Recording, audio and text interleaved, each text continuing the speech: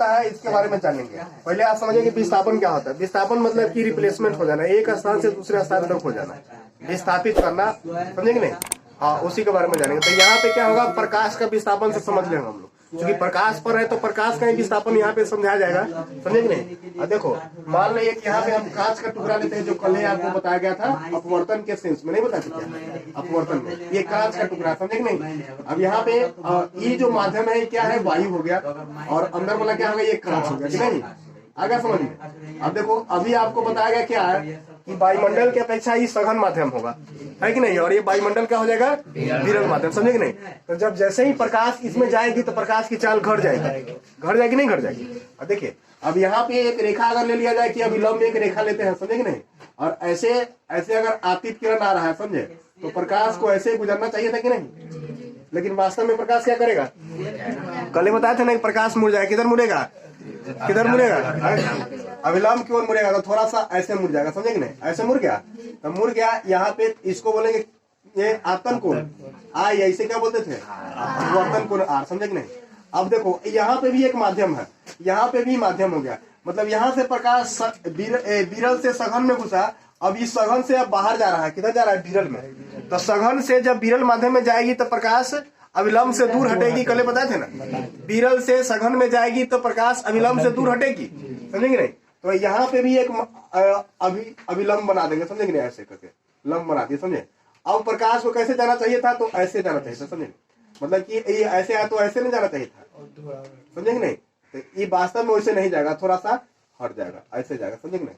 अब देखिए, इसी को समझ लेना है बारीकी से, समझे। प्रकाश क्या होगा, दो बातें यहाँ से क्लियर हो जाएगा, समझे कि नहीं। ये क्या हुआ कि प्रकाश जब यहाँ से विरल माध्यम, इसको बोलेंगे विरल माध्यम, ये हो गया सघन, इसको लिख भी देते हैं, सघन हो गया, समझे कि नहीं, और ये क्या हो गया, विरल, समझे कि नहीं। तो इधर भी तो विरल हो गया, समझे कि नहीं, विरल हो गया, समझे। विरल से सघन में जाएगी तो प्रकाश अभिलंब की ओर झुकेगी, समझे, और सघन से फिर विरल में जा रहे हैं तो प्रकाश अभिलंब से दूर हट रही है कि नहीं, दूर हट रही है। तो प्रकाश के दिशा में विस्थापन क्या हुआ, उसको यहाँ पे समझ लेना है। आप इसको बारीकी से देखिएगा तो समझ में आता है। मान लो कि यहाँ पे ए बी है आपतित प्रकाश, ये क्या हो गया, बी सी, ए बी आपतित किरणें है, समझे कि नहीं, आपतित किरण नहीं हो गया, आपतित किरण ए बी है क्या, समझे कि नहीं। और ये बी सी क्या हो गया, अपवर्तित हो गया, समझे कि नहीं, अपवर्तित किरण, समझे कि नहीं। अब देखो, और ये क्या होगा, अब एक बार और यहाँ से इसका अपवर्तन हुआ, इस किरण का ऐसे जाना चाहिए था लेकिन ऐसे मुड़ गया, तो ये क्या होगा, ये एक बार और अपवर्तित हुआ कि नहीं हुआ। तो इसको हम कहा बोलेंगे, जब बार बार अपवर्तित हुआ ना तो उसे अपवर्तित नहीं कहेंगे, निर्गत कहेंगे, समझे कि नहीं, समझे। तो इसको बोलेंगे, अब क्या चीज नाम दे देंगे, निर्गत किरण, निर्गत किरण, समझे कि नहीं, निर्गत किरण। ये जो किरण ऐसे सीधी रेखा में आपका आ रहा है, ये तो आपतित हो गया, और ये किरण क्या हो गया, निर्गत हो गया। तो प्रकाश को वास्तव में कैसे जाना चाहिए था, ऐसे जाना चाहिए था, लेकिन अब प्रकाश ऐसे जा रहा है, तो प्रकाश के दिशा में थोड़ा सा विस्थापन हो गया, मतलब प्रकाश वहां से नहीं गुजर के यहाँ से गुजर रहा है। तो ये जो विस्थापन आपतित किरण और निर्गत किरण के बीच में जितनी दूरी हुई, जितना दूरी विस्थापित हुआ, उसी को बोलेंगे पार्श्विक विस्थापन, समझे कि नहीं। पार्श्विक विस्थापन मतलब क्या हुआ, आपतित किरण और निर्गत किरण के बीच के लंबिक दूरी को, लंबवत दूरी बनेगा, समझे कि नहीं, लंबवत दूरी को बोलेंगे यहाँ पे पार्श्विक विस्थापन। समझ में आ रहा है कि नहीं, यही विस्थापन आपको समझाना था, समझे कि नहीं।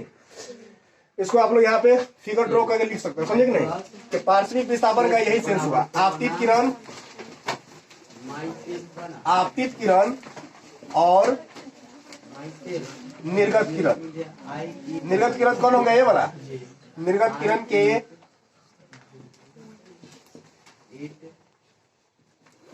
बीच के लंबिक दूरी, लंबवत दूरी जो होगा, लंबिक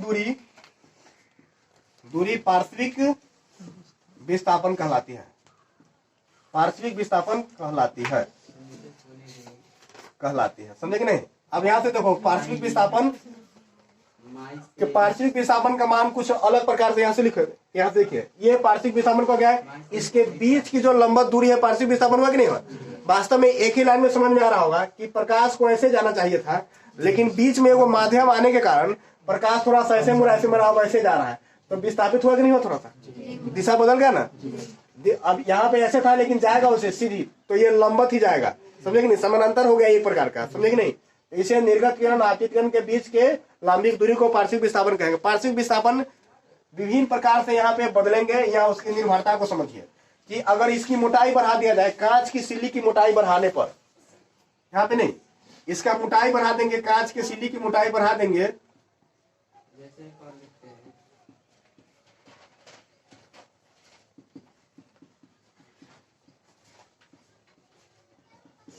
मोटाई बढ़ाने पर, समझे कि नहीं, बढ़ाने पर क्या होगा यहाँ पे, अब हम इसका मोटाई बढ़ा देंगे तो इसका माध्यम और थोड़ा सा सघन हो गया, तो अब क्या होगा, अब किरण कैसे मुड़ेगा, थोड़ा सा ज्यादा मुड़ जाएगा, नहीं मुड़ेगा, तो यहाँ से मुड़ेगा, तो ऐसे विस्थापन होगा।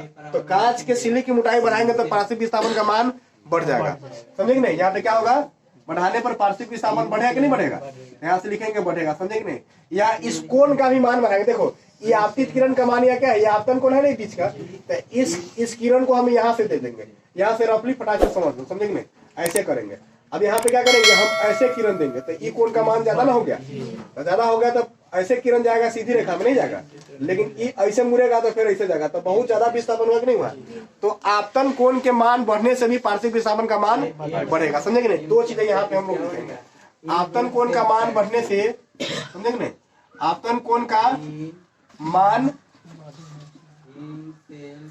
बढ़ने से पार्श्विक विस्थापन का मान बढ़ेगा कि नहीं, है कि नहीं। बढ़ने से पार्श्विक